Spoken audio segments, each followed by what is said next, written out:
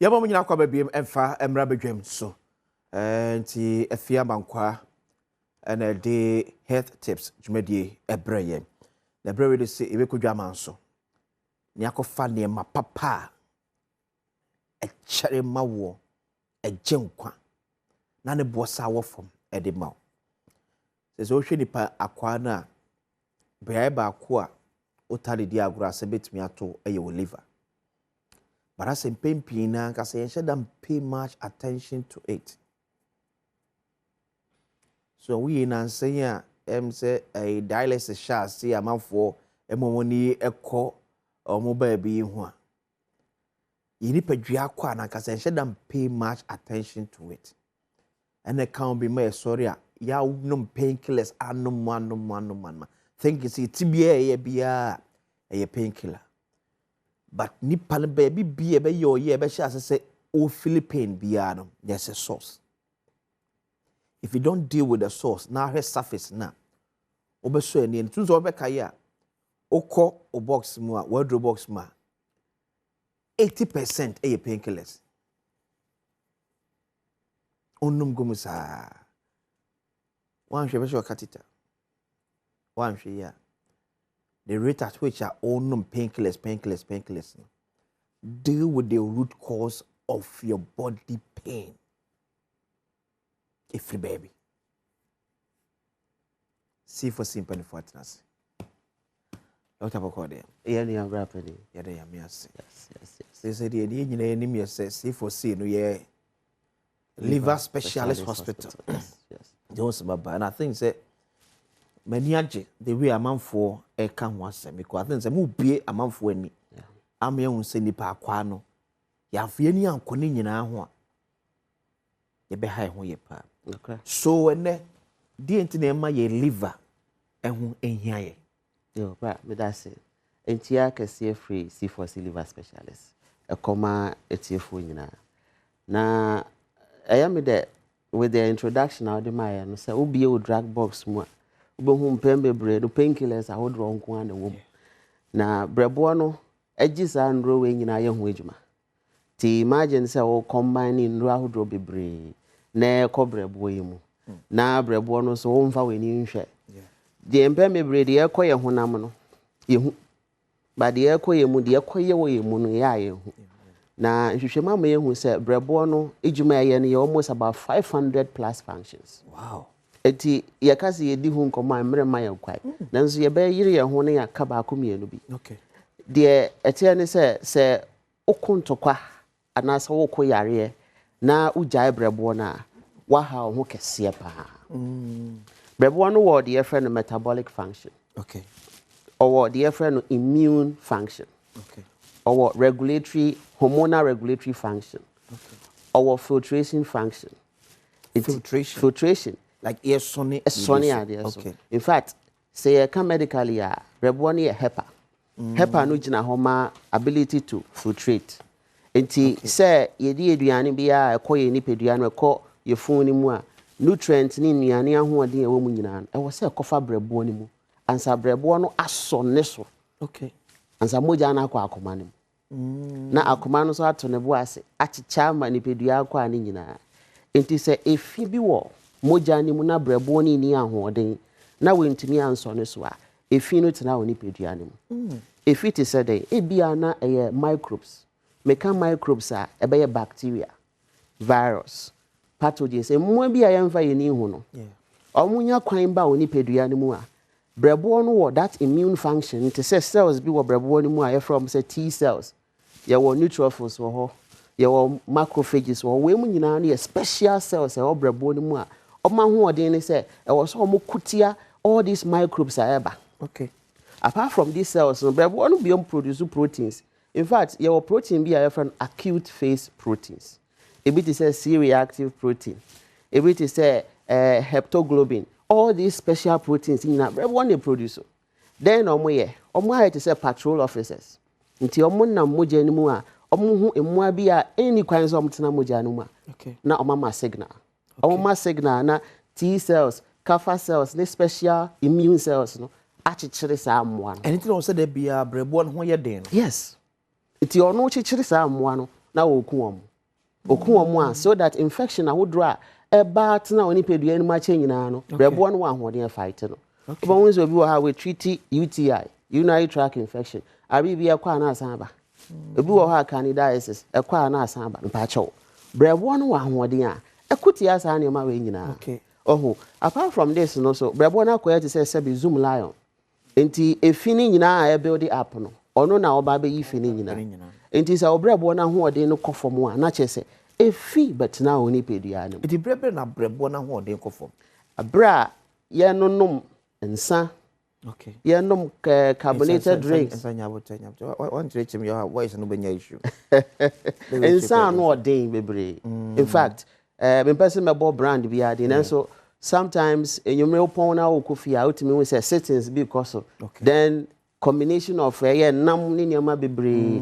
ni nyina no kobrebo ni ebi so wo ha caffeinated drinks anope maybe caffeine yes bo hu say energy drinks ahodro na ebi mu kra de nyama fofra na omo nom ni nyina no kobrebo ni eti brebo na gi saa nyama we nyina no owo tissue bi e friend hepatocyte saa tissue na eso ni saa nyama we nyina eti okoso yes saa fe na ho de no ye de e ba fom that's load no dose one so na e ba fom so it means say so be di kra na or say uhunu the size of obrebo yes no ehunu niema betimi akom yes na etimi akoye ho adwuma yes so command overload e se car na ho odin so no asa de ma be pidi ni so se emini anto a ebeja akoye yes that's a simple analogy how they am eti nnuane ayedi nsu ayenom ende kra no GMO genetically modified organic nti ama chemicals doso saa chemicals we nyina so kotena oni pedua ni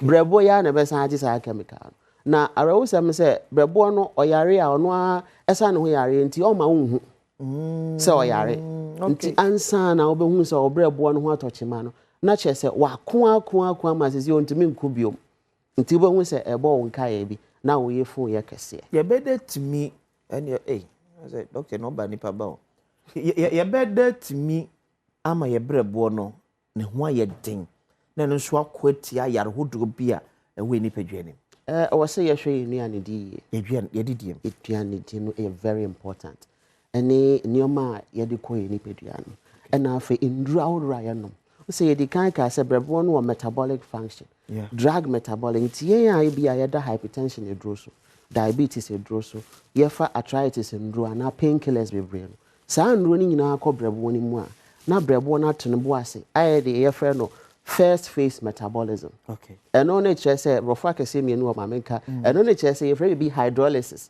and oxidation say o breaking it down ma body net me absorb obubu enro na wonom no nti ono no yes ejuma no ti brebo na ho ode ne ba fom abetimi anum aduro na anya ejuma o yes area no no asan say produce ba na ba no ache sa efina eye chemicals na wo mu nyina na dey about in the form of urine nti wahia onum antibiotic na ojo nso a obohu say what scent ne kakra especially aduro ne scent brebo na yes ejuma nti imagine say brebo na ho ode ne kofom na wa so san no mundro eduro no benom abon say anya ejuma bio because intimi breaking na body na timi use and I say brebo no so am breaki enro na body na intimi use tina de bia no chemicals build up in your system na settle in your kidneys na settle in other organs na eduro no reason na ade for eduro no crampo no anya ejuma na wo say brebo no so bio enti enura ye nom eduane aye di na kura de boys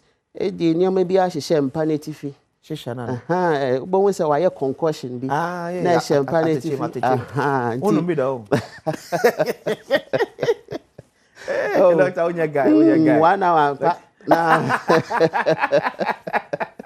we na no cover bo ni mo nti brebo ne jiji saa ne ma we nyina ahoden no bafom e bafom a e de how to ni pedua no so and nti C4C e bo hu de ro yes here the special Livoton aba system Livoton no say o hwe component o Livoton no hu a ye we bi to say Chelidonium magos a component a special component ade ye ne say eboa bowel production nti brebo na e produce bowel no boa ma ye free ne pedua no nti imagine say o brebo no ahoɔden ne kosoro na wo no mundro na wo di nduane na insa wonum ni na ohia bibi e be detoxify body no enti wonya livoto na ho oden no ebe ma brebo no tissues no lobos sinusoid hepatocyte all these components all brebo ni nyina ho oden na kosoro na o metimi aye ejuma ebi awo na mekan wo bi awo no hypertension do diabetes do ni nyina no hia bi na ma eduro no so efficacy no akosoro na efi no so efi ni pedua no eti yesre se bebi awo bia no pelivoton pharmaceutical outlet awodo nyina obenya bi wo ho na mom ebia na ebi mail na offer number me to your first 50 callers ebenya special 50% discount then also yabema teleconsulting yabema special doctor ono so no bedi nkomo na wa kire aduane e wo se wodi di eni kwan se wodi na afi no wa guide o na ahoden aba ni peduane mu mesre 50 callers e wo 50% discount if number na yendi nkomo na livoto no approved by FDA. Okay. Inti obia to minimum from 12 years and above to minimum to fry no ebedi income. Pacho number no 050 00 40 331 050 00 40 331 and I say 050 00 40 328 050 004032 C4C liver specialist your liver your life your GM do need the treatment plans need anything that they be say once treated forever treated and pay do be C4C liver specialist hospital where do see ya me kan am koso nya akodunya papa say that's e fa me de bia it better C4C for as me ka say Joy News Habitat Fair second clinic no e baso to nya emfa ho enhyemu a o ka echi okay chinokra ewom eno no oka echi papa tese obi ani suade hunu se obesi dan obi aso ni sadu hunu se osi dan a obewie kofia mpadunku a na esi dan a de bia kuta different design dan ba ko e bia de bibi ka ho for ni echere Joy News Habitat Fair second clinic jumadi ase na ekohia mpanfo a abinim de wosue ho ne ntiase e wo dansie mu wona ton dansie ho niema na watimi nya bi e de akohye onso de ase wona so ase because eba so this Friday if you we July 25 question the question 27 July e wo tema community 7 traffic light na aso one more hodum da dwumadi no eba so tifoni echere Ecobank Joy News Habitat Fair second clip 2025 when I saw asne emere bro a virtual security Africa security for all safety and homes solutions. You think of a door, we have it. Superlock Technologies Limited, you deserve the best. DPS Pipes connecting you to life. Elegant Homes and General Construction Limited, where quality meets value. Gold Key Properties was transforming the landscape. Ayuda, Ghana's #1 service app Bako, services bebre. DBS Industrial Limited, we truly are your roof expert. Special Gardens was memorable living. Door Masters was the best indoors. Let's Fortune Limited was unleashing luxury with perfection, one space at a time. The Builders Market, Badwam, get it right. Right House Energy Limited, let's build smarter energy together. Masters in solar installations. Think test tank, you're strong and you're tough. Interplus, we make sure water reaches you even in space. Joben Security Doors, protecting lives and properties. Clifton Homes, beautiful homes, wise investment. And for Western Villas, where dream meet reality. Ecobank Joy News Habitat Fair 2025 was a dream it, own it, and live it. Design and Technology Institute. Just a name Sanojuma in the Wiase Ehwehwe. Sukuni ye. CPF, Chupo forget no a ye. But no crepo me say. Undin Sanojuma ubebre. Ubi no meka sa asumi achiro. Me an meka achiro. Undin Sanojuma. Ja ubedie mia papa wa ya be yes amasa sa na dia kowo pensa no dwuma say ye mason say ye carpentry say ye adepam suyebi say ye welding say ye afi mechanics works suyebi at least o twɛn so hwɛ wie na o resource kra ma ya o betimi adidi ho kakra nye da bia na ma me na na nananse 5 galaxies out the mama no enso me enso akopa de so pensa no dwuma Design and Technology Institute and was be akwanya tum for 2025 and 2026 academic year no ubi apeso binya ensa no dwuma nya nimdie suehunu enkanka abefo kwanya faso eye niema your word and fabrication, design, innovation, that's graphic design, sound engineering, animation, photography, etc. and entrepreneurship. Cameraman e wahad me ofri an mabeko be for benya camera da biye timi aye ho adwuma. Omgom do so che na ye presenters. Tom da biye adwuma wo saa mom. Pensa no adwuma esua. Other programs so our programs are internationally recognized by the American Warning Society, PSC BTech and CTVE 18.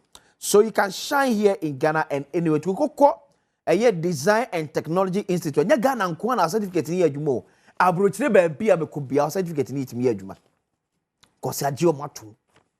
Ya mo certificate ache so metimi akira manfo saa no nyuma mababo so. Ti komo nche won tu sika engu da bia frame 0541 693 534 0541 693 534 DTI all rights reserved including the rights of producer king. Eti pomani fa on corner onu kokodi ya memusu na Sister Santi be a guy. And I was a page where they abroad yapena asemi de kan kumpense mu atwa so de ama. Koso na hwebedwam on Adom TV.